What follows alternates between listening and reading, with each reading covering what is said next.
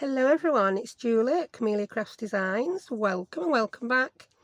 I'm here with the final flip through of this, vintage botanical junk journal. I'm really pleased with how it came out.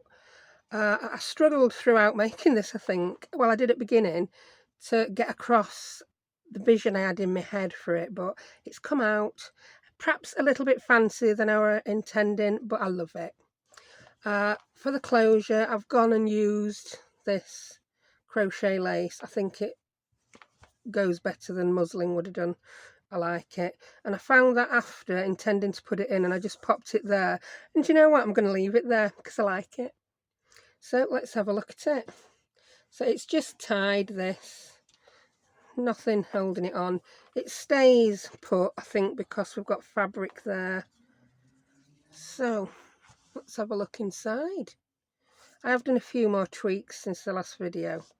Right, so we open it up, and I didn't put anything there in the end. I just love that paper too much to cover it up, so I haven't covered it up.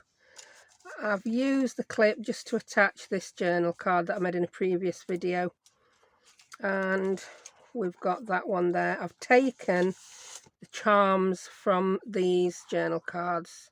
You will see them throughout the journal on bulb pins instead, on safety pins attached to bulb pins. So that's that one.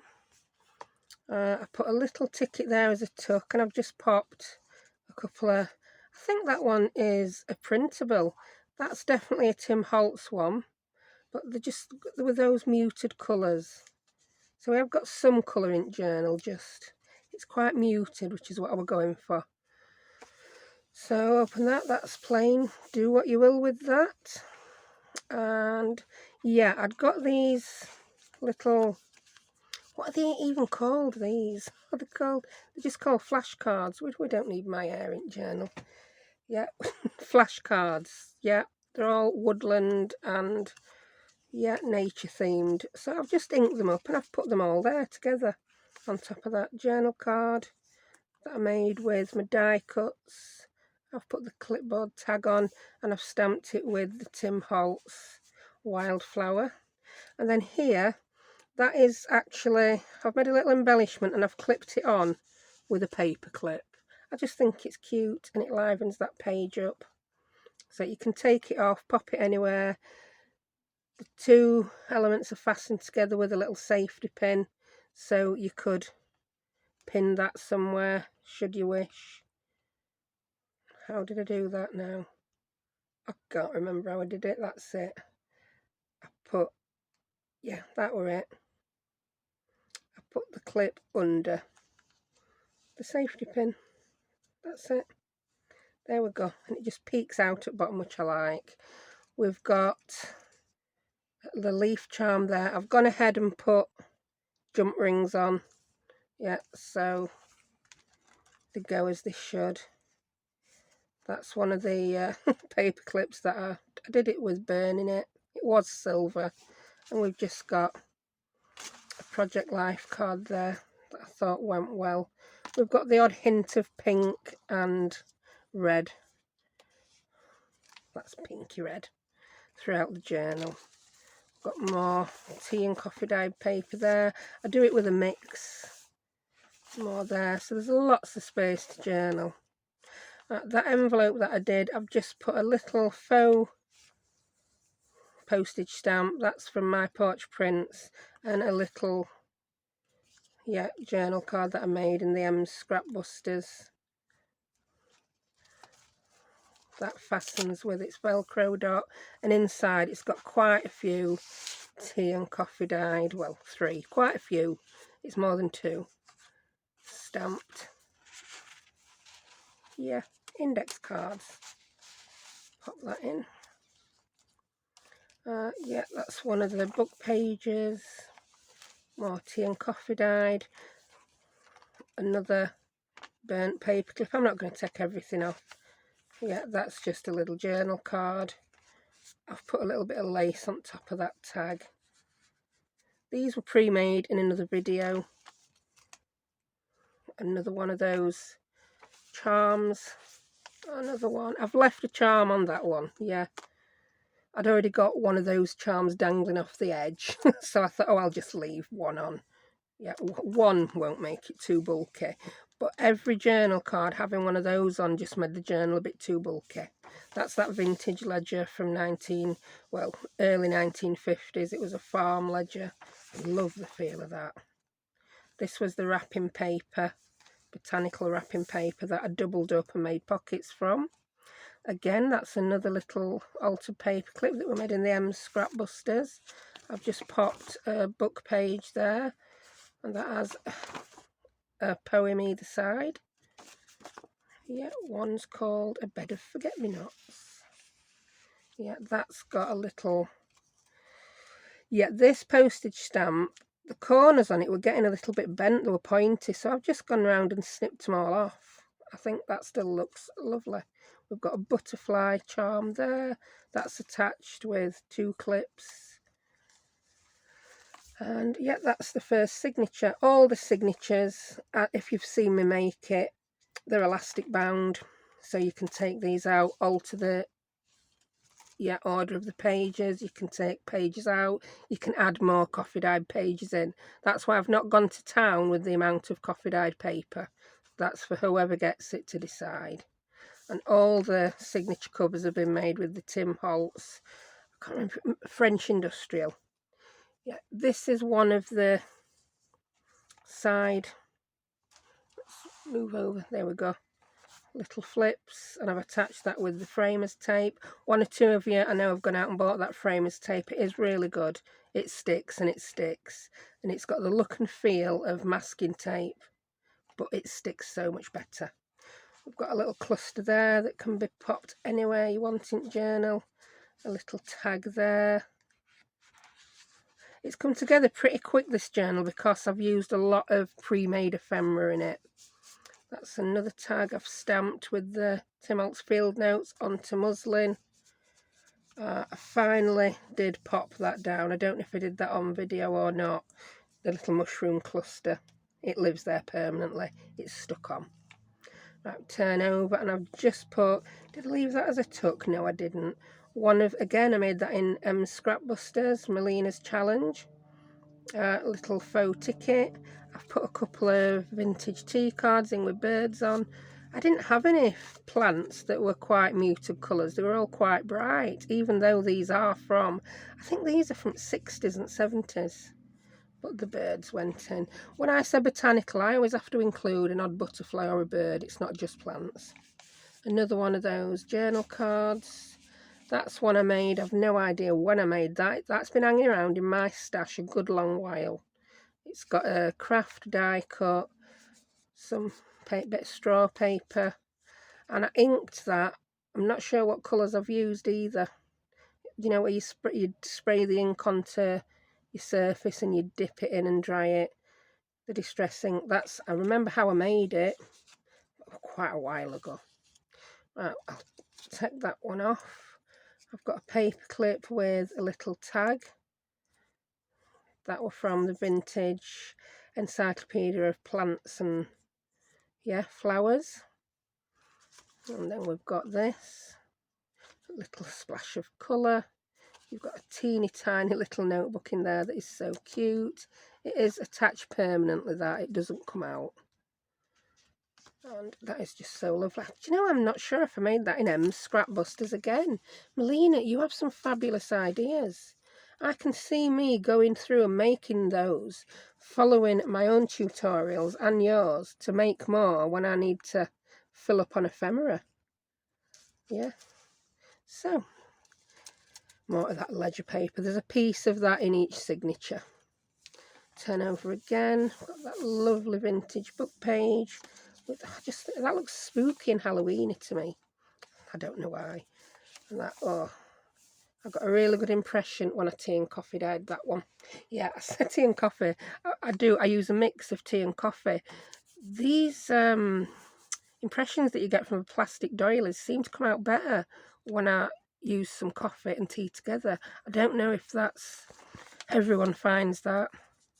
More book page again. They're all botanical book pages. So you might even find reading the text interesting. The other side of that vintage ledger. another double tag. That could even be turned into a little notebook. I've been showing, yeah, I was showing you the charms as we went along. There's that one there. I made that quite a while ago when I got some goodies from BeebeeCraft. I put that together, and yeah, I never knew where I was going to use it. Now I do. And yeah, in trying to attach it to the page, if you watch the video, I put a hole through here, the first one, and then I'm like, well, how on earth am I going to attach that? I'll have to put a hole through back as well. And I've inadvertently made a page that will still open and your dangle still stays on. So yeah, that was a very happy accident, as Bob Ross would say. We'll leave that dangling out a little bit. So that's the end of the second signature. Third signature, and again, was that? No, that wasn't M Scrapbusters. Oh yeah, I tucked that in. That's not attached. I forgot I'd done that then. Yeah, the back of that journal card looked a bit plain, so under the paper clip I just popped another one of the Tim Holtz die cuts, and that's, you could pop something in there. I've also popped a vintage receipt in. So let's pop all that back on. We've done a lot of popping and bobbing, yeah. Popping and bobbing galore. Now this paperclip were different.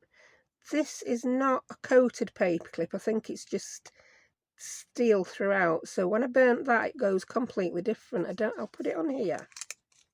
Can you see the colours you get when you burn it? I think that's lovely. So yeah, that's gone on. And I'll pop that die cut back under. There we go. It's upside down. Poor flower. There we go. And another. Yeah, I've attached the bulb clips to the end of the paper clips.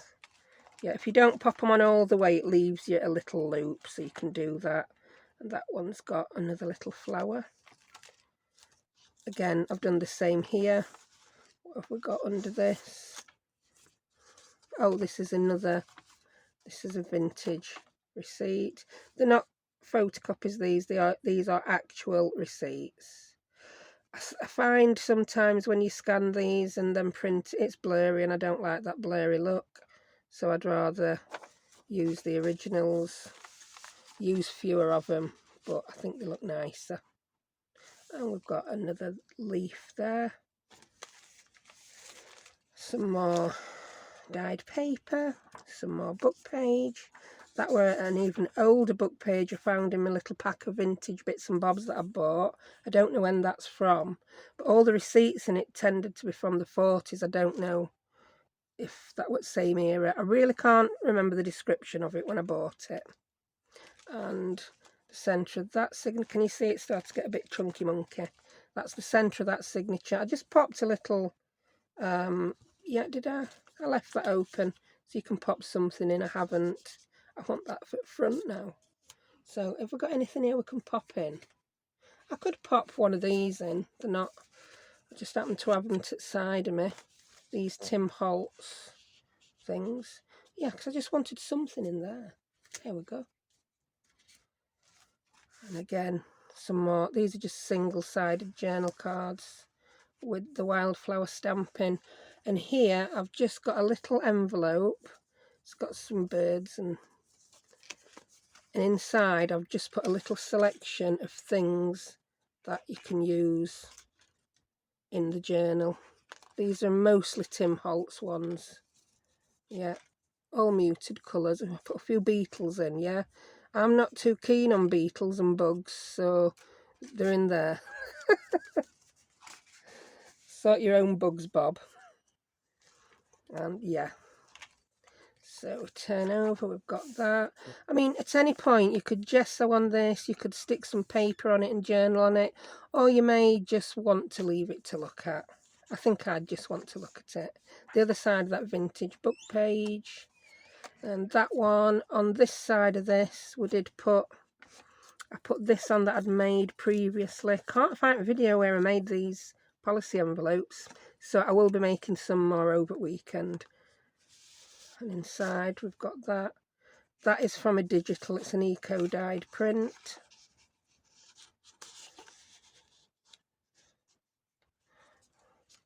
you do want to go in, that's it. And here's one that I collaged earlier, and I've not put anything on that. That can be down to the person. You could put an actual dried flower or leaf on it and then laminate over or something. So I shall fasten that back up. More coffee dyed, more the vintage ledger, more checked coffee dyed, and on here we've got this little notebook. Yeah, that slips out. The notebook, you can also untie it and change this paper as and when, if you've filled it. You could pop that in any pocket in the journal. That's the only belly band in it. I'm not a fan on belly bands when I've got loose pages. I like that one because that's not going anywhere. And then we've got the back page, again nothing on it because I just love that paper. And we've just got a couple of vintage book pages in it. I love the feel of that paper, it's really nice. Can I even open it? Yes, I can. And then do you remember the one that I decided was too white? Yeah, I didn't end up doing anything with it, so I've just popped it in there. Whoever gets the journal can do what they want with it. So, there we go. And the end. Let's make sure all the tags are dangling out and not in. I just love the look of that edge with all those bits and bobs. So if you look at it without, let's tuck you in as well, mate. There you go. If you look at it without the closure, it's not too gator-mouthed, but you can take lots out of it.